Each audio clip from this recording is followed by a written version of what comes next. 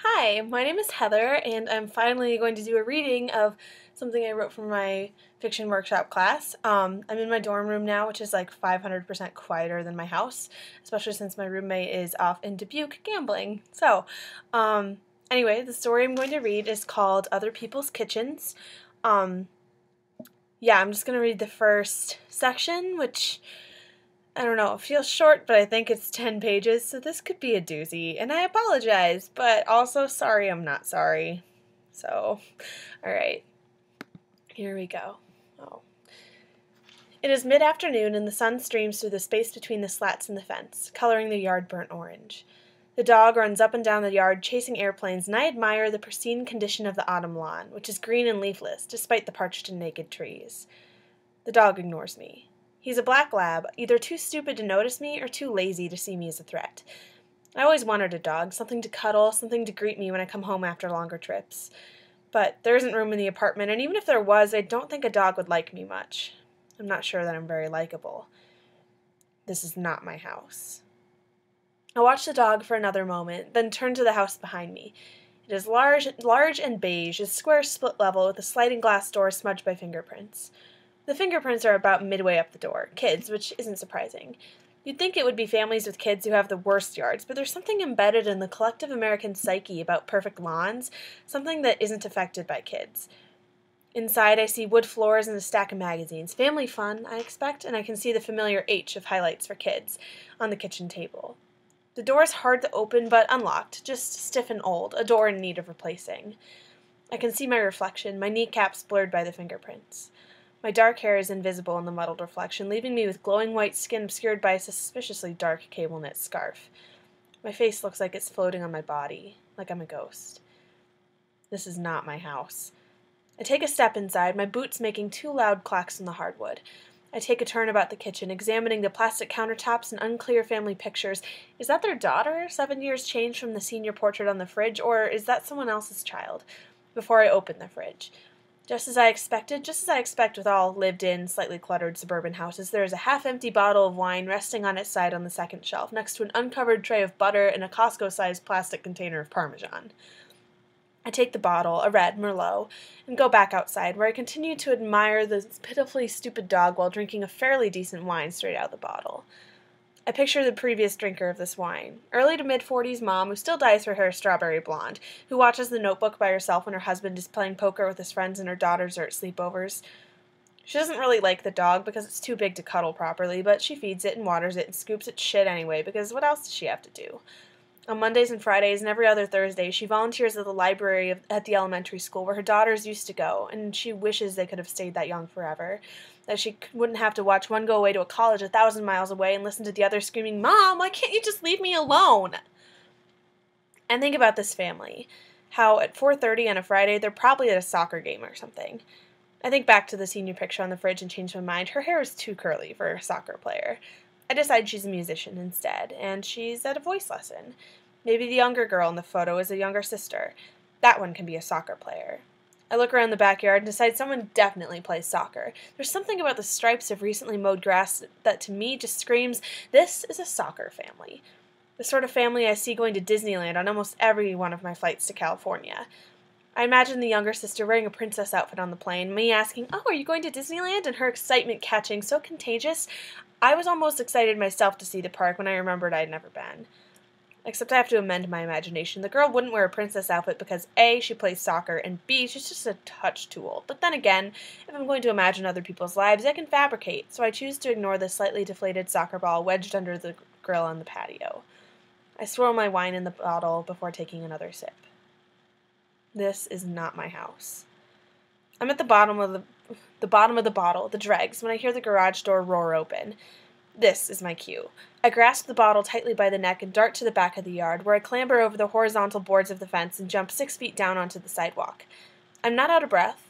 I've not broken a sweat, and that was not my house. I begin walking to where I left my car, at an elementary school with 3 playgrounds. The car sits among a parking lot of scattered minivans and SUVs, leftover kids and their mothers at scout meetings, choir rehearsal, etc. I try not to think of how pathetic I probably look, gently setting an empty bottle of someone else's wine in the passenger seat of my shitty 1992 Corolla, clearing junk mail off the floor. I fold my body, too tall for this tin can, into the driver's seat and roll down the window so I can rest my elbow on it, all nonchalant-like. Of course, the sound of the wind and the smell of tar as I drive out the neighborhood and towards the highway is annoying as hell, but the radio hasn't worked in 4 years, so there's no avoiding it. Just before I hit the highway, I take the left turn into Saddle Point Apartments, which makes it sound like the residents barrel race on weekends and dance with the city's ballet company. The picture of a saddle on the signage looks more like a kidney than anything else, and the petunias in the flower box either need to go out to the same proverbial pastures that horses my neighbors don't own, or else could do with a heavy shower. If I cared more, I might bring it up to maintenance, but let's face it, I hate living in an apartment. It's why I break into other people's houses. Having lived in apartments of one breed or another all my life, I want to know what it is to live the American dream. To own a house, one in which to leave confusing family trees and half-empty bottles of wine, to practice voice or flute or clarinet or soccer. The only talent I had as a kid was that I was okay at needlepoint, and I never once made a mess in the microwave. I pull into my assigned parking space and reach over the console for the wine bottle, which is rolled to the floor. I pick it up and get out of the car, almost forgetting to shove my keys in my pocket. I shut the door and head upstairs to the third floor of narrow apartments with flower box-sized balconies. When I unlock my door, I'm greeted by the concerned meow of Mao, my cat. This was a longer trip. I had flown to Pittsburgh and New York and Hartford before a layover in Raleigh, and then, of course, a flight back home. He probably thought I died, especially since I hadn't called the home phone to leave a message like, "Hey, Mao, it's me. I'll be late, okay? There's fancy feast on the counter next to the toaster, and I scooped your litter box before I left," as if I lived with a person instead of a cat. I ignore Mao rubbing his face into my shins as I try to find a pad of sticky notes. When I pass the door, I kick it shut, finding the pad under the navy blazer I wore 2 days ago. Mao weaves around my ankles as I pull a pen out of the coat's pocket and scribble down the address, 403 Mulberry Street, Cedar Bluffs. There's no Cedar and no Bluffs, but I do like to remember the stupid, nonsensical, seemingly arbitrary names developers give their creations. Walnut Hills, Willow Creek, Sundance Vista, Coral Point. That last one, especially, is absurd. There isn't an ocean within 1,000 miles. I slap the sticky note on the empty bottle and set it on a shelf next to a Mike's Hard from 1220 Quincy Avenue, Heritage Hills, and in front of an empty bottle from 4754 East Easter Way, Hunter's Hideaways, Homebrew. I step back and admire my collection. It's mostly wine or beer bottles, but there are a few glasses on the shelf, too. Highball glasses when I just wanted a Long Island iced tea, a mason jar that held someone else's hard cider. At least 2.5 dozen bottles and glasses, pilfered politely from other people's kitchens. I like to imagine whole worlds inside each glass. The Mike's Hard holds a young couple raising a kid they hope will be a hipster. They've already helped him out by naming him Orson and vowing to never allow meat in the house, although his mother's fondness for vintage leather-bound journals sends a conflicting message. Hunter's Hideaways Homebrew is from a dad who had just had back surgery and needed something to do to pass the time between episodes of Big Bang Theory. It's not a very good homebrew, but it feels nice to be able to open the pail where the beer is fermenting and to just scoop out a glass. He bottled some of it in 2-liter soda bottles and left them in his son's room as a hint. The kid needs to get out of his room and meet some girls, the dad reasons, as if that will change the fact that his son is gayer than a fruitcake. Forgot that I wrote that. When staring at the empties starts to feel pathetic, I turn into the kitchen and open the freezer, grab a Kid Cuisine TV dinner. I used to buy the lean cuisine ones, the sort that are supposed to be good for you, or at least don't make you fat, but they made me feel old and lonely, eating low-fat, cheddar-soaked, soggy broccoli with spongy chicken breast while watching Wheel of Fortune. I figured that since I forget to eat lunch half the time, what with the exciting life I lead, serving Coke and pretzels to businessmen crisscrossing the country, I can afford the extra caloric intake offered by twist and twirl spaghetti with mini meatballs, or flip and dip pancakes. Tonight I pop some Bug Safari chicken breast nuggets, arguably the least appetizing, into the microwave and return to the living room, open the laptop on the coffee table, and find old episodes of Recess to watch on YouTube. When my dinner is scalded and out of the microwave, I sit with it on my knees and squint at the pixelated figures of Spinelli and TJ and Gretchen and the rest, eating my chewy nuggets and feeling like I'm 10 again, selecting a dinner while I wait for Mom to come home from her shift at the hospital. For a while, I went through a phase where I would wait out for her, no matter how late, and I would beg for help on math or social studies. I had visions of my mother sitting at the kitchen table with me, talking me through geometry and European history, but inevitably her answer was, "In the morning, sweetie, I'm tired." But I never asked in the morning because she was exhausted and I just grabbed my Pop-Tarts and walked to the bus stop alone. Eventually, I gave up on the whole thing. I jump a little as Mao hops up next to me on the plasticky couch and sticks his nose in my ketchup. I feed him a few kernels of corn and he sheds on my skirt. When the theme song starts and Mao shoots me a stare loaded with judgment, I push him off the couch. "It's a good show," I tell him through a mouthful of nugget. "Don't judge me."